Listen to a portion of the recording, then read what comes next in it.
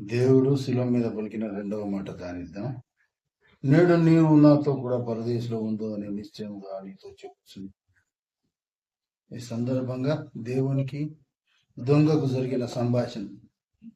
దొంగ దేవునితో అంటున్నాడు, నీ రాజ్యంలో నన్ను గుర్తుపెట్టుకో ప్రభువా అంటే దేవుడు ఇచ్చిన సమాధానం, నీవు నాతో కూడా పరదేశంలో ఉండు. అంటే దేవుడు ఆ కాలంలోనే దొంగతోటి ఆ మాట అన్నాడంటే మన గురించి ఇంకెంతగానో అలా ఆలోచిస్తూ ఉంటాడు దేవుడు. మనం కూడా దేవుని యందు నిరీక్షణ కలిగి మనం చేసే తప్పులన్నిటినీ క్షణక్షణం గుర్తు చేసుకోకుండా యేసు ప్రభును ముందు ఆయన ముందు పెట్టుకొని నడుచుకుంటూ ఉంటే పరలోక రాజ్యంలో మనకు కూడా తప్పక స్థానం దొరుకుతుంది.